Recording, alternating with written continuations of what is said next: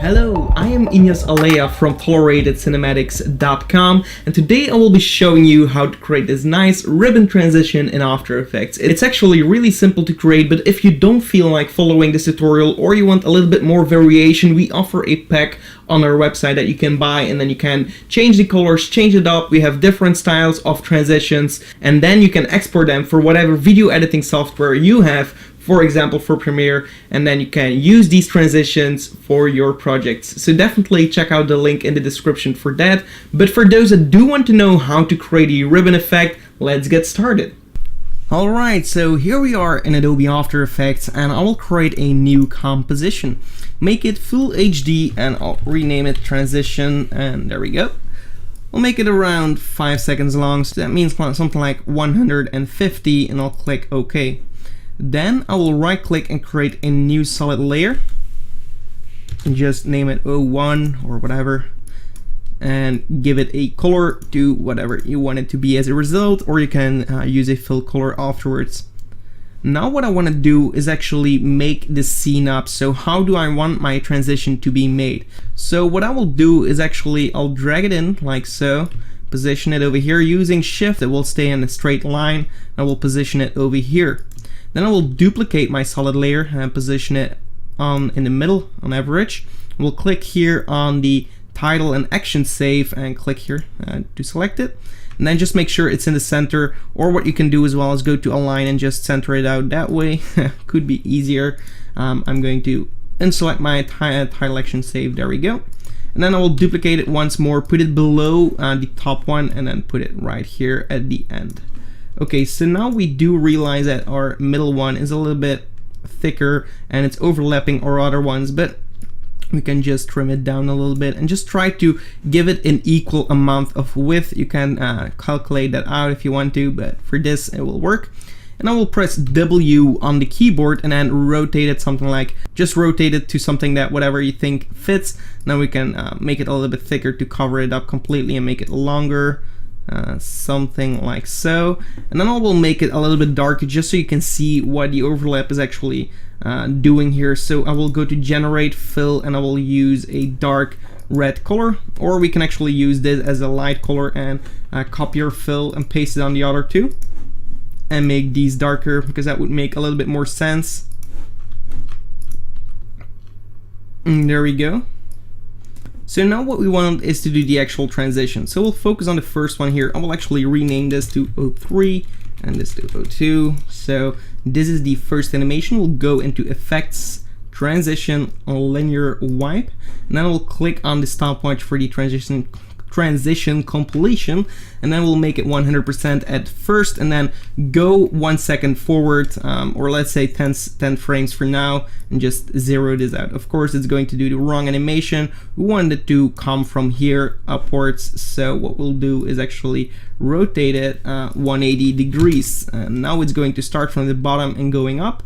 And now what we want to do is copy these keyframes, copy with Ctrl C, go to 02, and then go to the end of 01. So right here at this keyframe, we're going to 02 and paste our effect. So if we press U on the keyboard, we'll have our effects here. Of course, our angle is going to be reset, and it needs a different kind of angle, so we'll try and figure that one out. So let's say it's 0 actually, because we actually rotated our solid, so it's actually looking at this as a composition, so it's actually using this as a reference. So 0 degrees, that makes it easier for us. So it's going up, it's going down, and now we want it to go up again here. So we'll copy these keyframes once more, go to the end of these keyframes and click on the last solid and paste it again. And here we want it to go up, so also make it 180, and there we go, it's going up. So now we'll have something like this. Okay, cool, but now we also needed to make it disappear right here. So we'll press U on the keyboard for all of these keyframes so we can see them all in our composition. And right here where the complete scene is filled up, we want to go back to our original one and click on that keyframe and move again 10 frames and make it 100. Of course, what it's going to do, it's going up and it's going down again, but we want it to start from the bottom, but it's actually using this angle. So we'll have to go to the first keyframe here and click on create a new keyframe. Press U on the keyboard again so you can see the keyframe right here, and then offset it just 1 frame forward, and then on this one we'll rotate it to 0, and that will change it up. So it's going up, and then it's also going to disappear from the same position that it actually started. And now it's actually like it's fading out.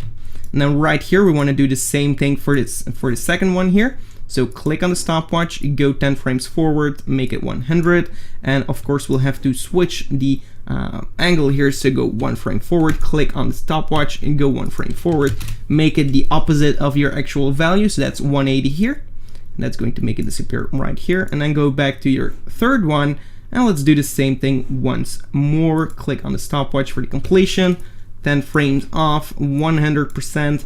And then for the angle here at the beginning, 1 frame forward, click backward and click on the angle, go 1 frame forward and make it 0, and that will make it fit up. So if you are going to select everything and just reveal all the keyframes, we'll see it will look something like this.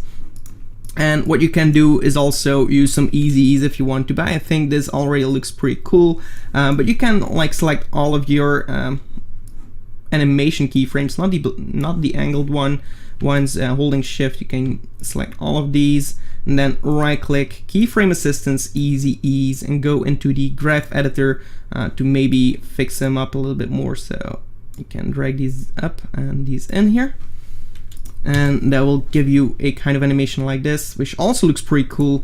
Really depends on what you're after, but yeah, you can see the possibilities this way.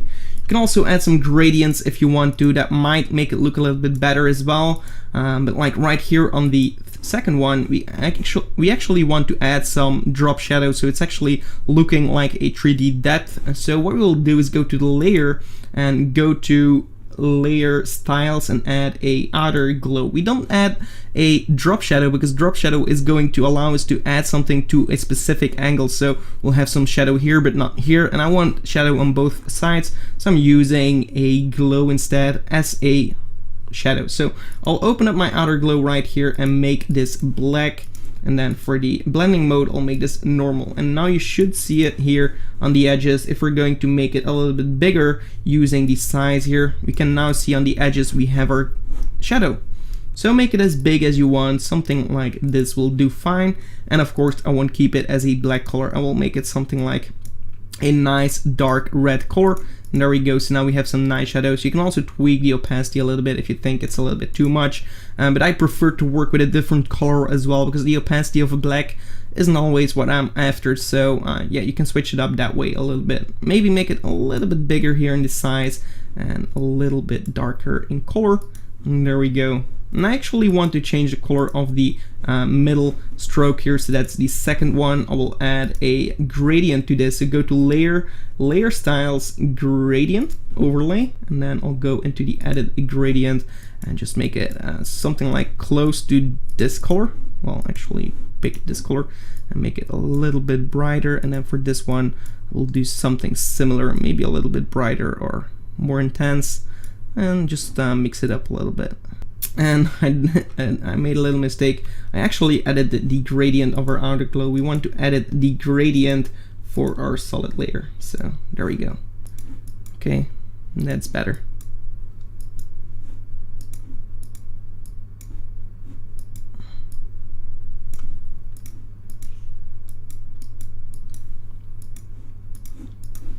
And there you go, you have a nice transition like this. So mix it up, add some gradients to add some 3D depth. You can do some really cool things with it. But if you speed it up, you can also just select everything together. So go to layer, pre-compose, transition, 01 comp. And then of course if you think it's taking too long, because currently it's taking like 2 seconds to complete, you can go to right click, time stretch, and make it 50, and that's going to make it shorter. That way you'll have it pretty quickly here. So it's going to take 1 second instead of 2. and there we go. We can trim it down using the trim here of our composition. So press N on the keyboard, right click, trim comp to work area, and now we have a nice transition that we can export for other software if you want to, because if you click over here, you won't have a background, so you can export it without a background to use in your video editing softwares. If you don't know how to export without a background, I do have a tutorial on that, so be sure to check that one out. And yeah, that's it for this tutorial. If you enjoyed it, give it a like and also subscribe to the channel for more. Thank you so much for watching, and goodbye.